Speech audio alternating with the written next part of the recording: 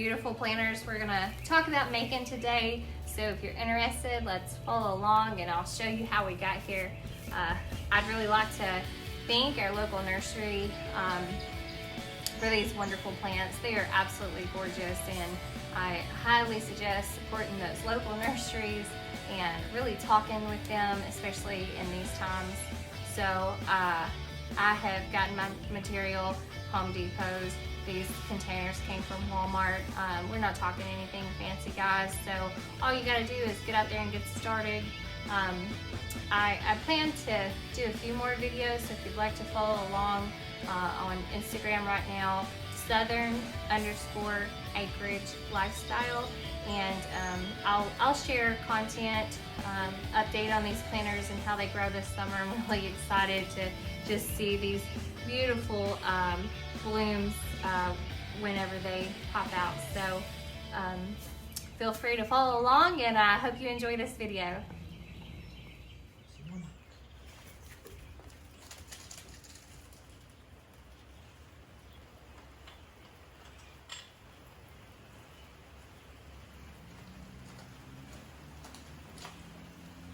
Hey guys, it's raining out today, so I'm not gonna let that stop us from having a little gardening fun. I've got a container idea. Got this cute little container and got some beautiful flowers at a local nursery, and I believe I'm gonna plant those up and give those to Mom and Grandma for Mother's Day. So we're going to make our own container mix today. I found during this crisis, and while we're all trying to stay indoors, I had some material that I really wanted to see if we could make that work for some plants, and we're gonna show you how to do that in case you want to do that as well today. So you wanna follow me outdoors and we'll get that done. Probably gonna want some gloves for this. It tends to get a little dirty, and us girls like to keep our fingernails clean, right? This is Peyton, by the way, and he loves the rain, just in case you're wondering. He absolutely prefers to be out here and getting as muddy as he can so he can have a bath later. So what we're gonna do is mix our container soil, and the mixture I like is garden and soil. You want to make sure that's garden and soil, a little bit cheaper than the pot and mix. Miracle Grow, some people don't like that brand. Doesn't matter, as long as it's garden and soil. You want something kind of light. So your peat moss, that really holds in that moisture for the dry summers that we have. You know, it gets dry around here in the south, so we really want to hold on to that moisture when we have it. And also, I like to mix in some perlite. Not very heavy on the perlite, but it really helps those roots move around and get to the water that they need. So what I'm gonna do is I like to start with my peat moss, because we're gonna want to mix that with some water, which Mother Nature has given us a little bit of water already in our wheelbarrow, but I like to throw it in there, mix it up, and so that's what I'm gonna do.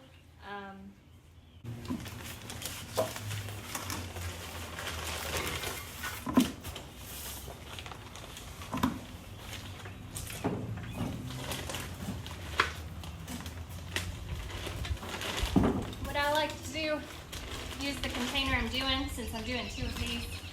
I'm gonna go ahead, fill one up with peat moss.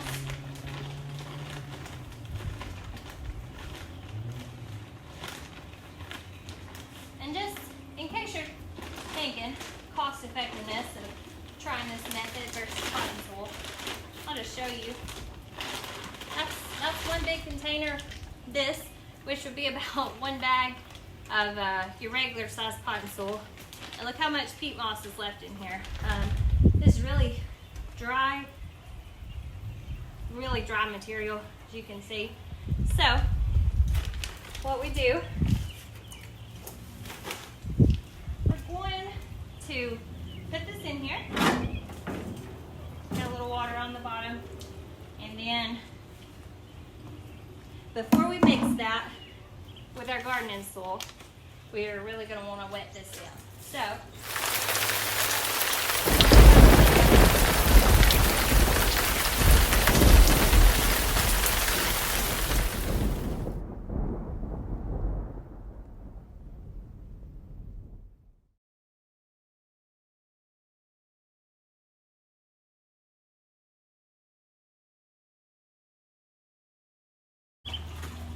okay, I like to take my hand tools. Sometimes I take a big shovel if I'm doing a bigger project, but I think this will be fine. See how dry this stays? Hey guys, we're going to fast forward through this. It's raining a little bit, and I know you don't want to watch me mixing dirt all day.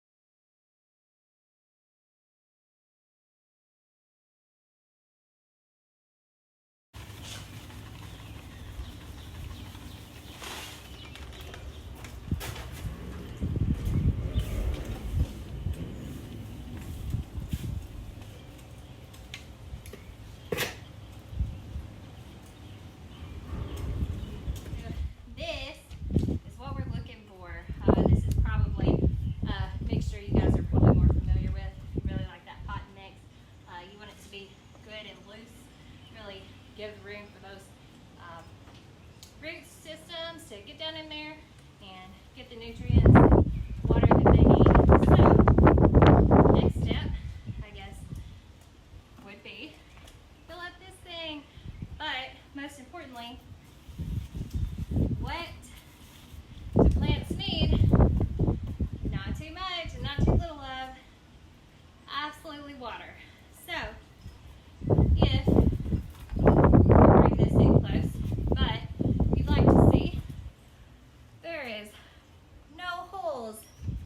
in this guy.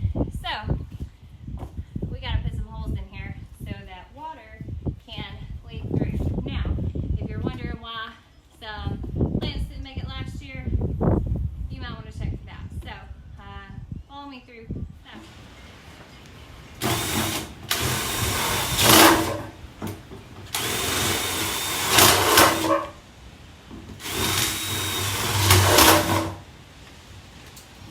Some people really like their holes to leave a little reservoir. I think that you really just need to know how much you water. Are you heavy-handed or are you light-handed?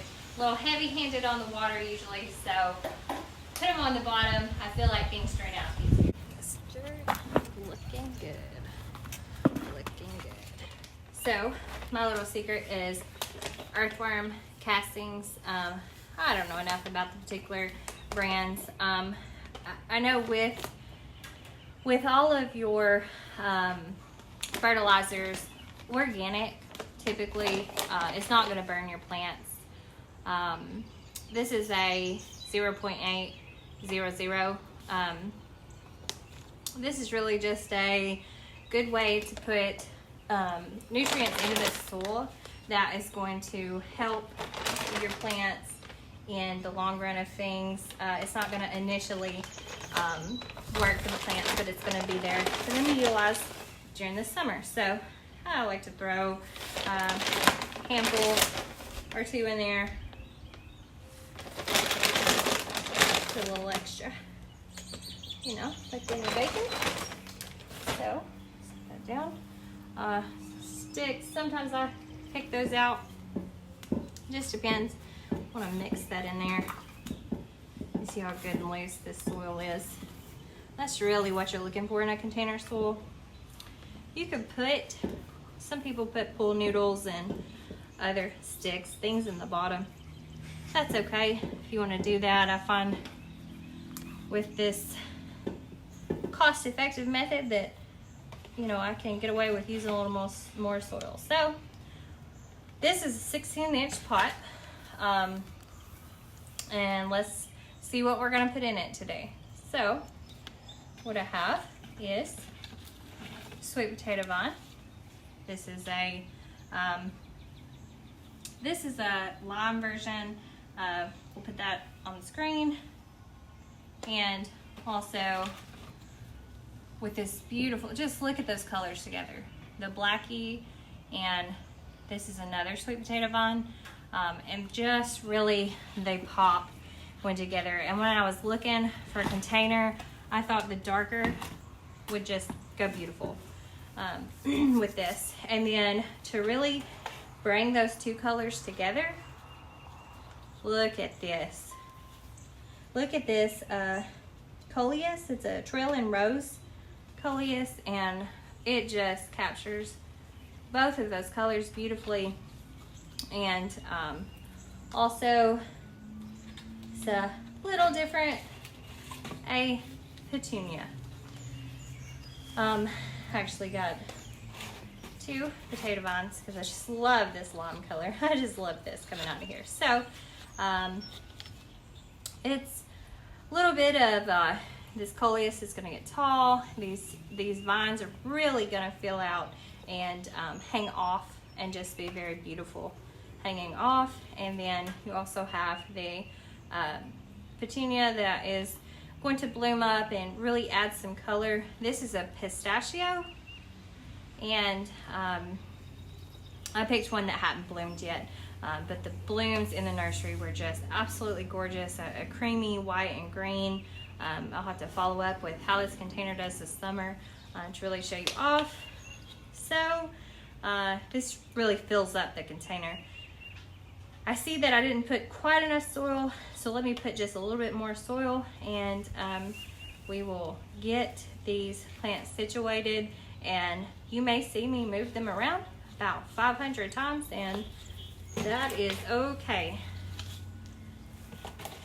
Move it till you like them. Got some more dirt in there. So let's think about how we're gonna do these plants. So I really like this offset. Oh me, I like to figure this out before I'm planting, digging up. You don't want to disturb the roots more than you have to. Maybe I like these together. So, ooh, I really like how this all comes together. Maybe green. Well, I think that's it, guys. Okay. Beautiful. Okay, let's plant. So, I like to start on one side or the other. Just take this middle out. So, I'll start with the side furthest from me, just to be easier. What you're gonna wanna do, you see how I left some room for some soil? I still have some soil to put in here. I like to tuck this in, put dirt there, into the corner, pop this out as easily as you can. You see those roots that are here? We're gonna have to disturb those just a bit. Those are gonna come out nice and easy, I think. Give it a little squeeze. Okay, see all these roots, guys. It was ready to be taken out. And so you want to disturb these just a bit so it doesn't continue growing in a circle, since it has a little more room. Put that where it hangs over a bit. Stir it up around, and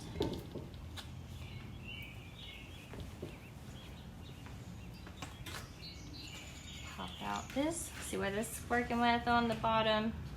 It's always good to check your roots when you're buying at the nurseries and make sure they're not dry. You want them to have a good consistency. Ooh, look at the purple roots, guys. How cool. Just a cool sweet potato plant. Hopefully you have these at your local nursery. It's kind of a hot commodity right now, I believe. This lime and dark is just beautiful. And we're gonna add some more soil probably when we get some things planted in here. So let's do that middle plant real quick. Picoleus. This is the lime sweet potato again. This is the blackie sweet potato vines. They've been known to make potatoes.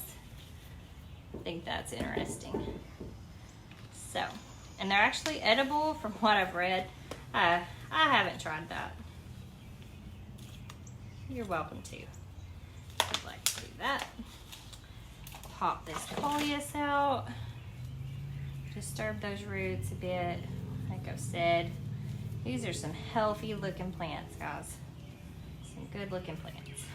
So, oh, it's just beautiful together. I am in love with these colors.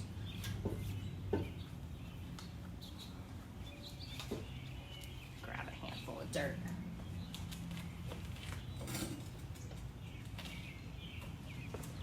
Before I get to planting, and I like to leave a little room for growth, watering.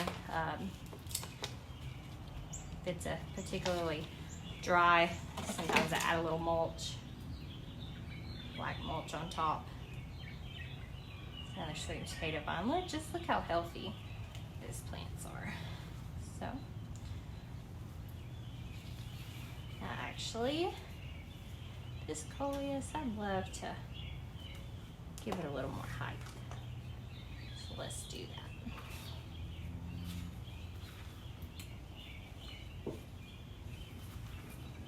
And it's all trial and error. See what you like, see what you don't.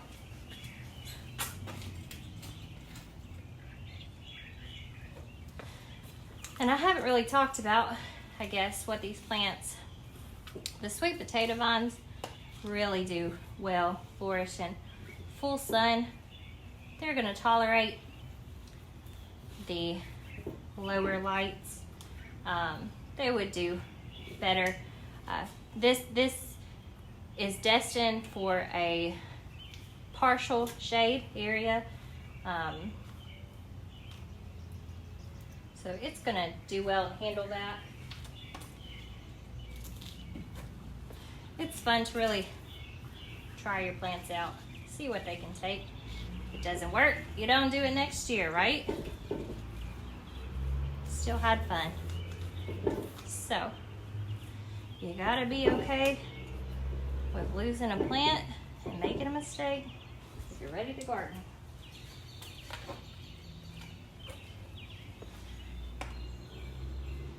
And this beautiful pistachio petunia, and it really doesn't do it justice without the, you'll see what it's gonna look like with the tag.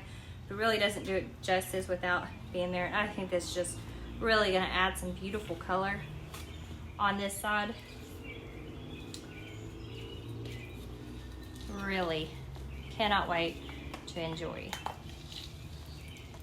Oh, very dry roots. Okay.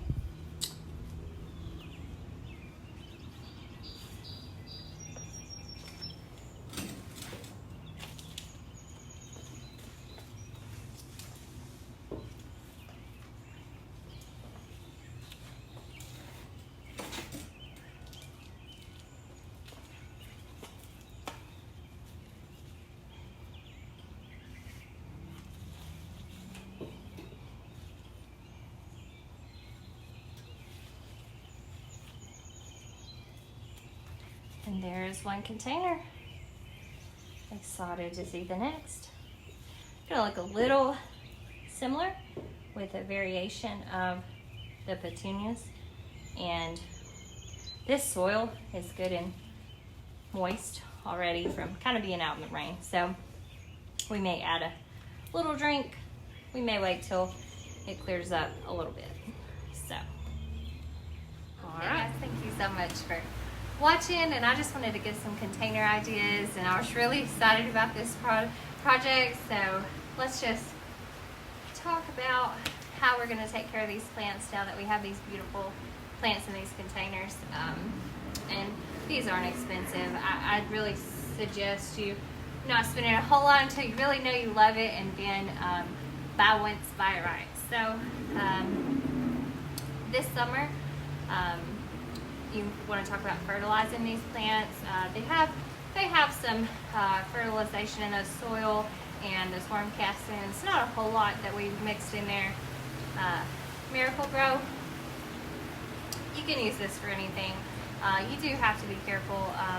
I have found I've burned a few plants on this. So you want to go to the back of any fertilizer, and you really want to look at what's called NPK.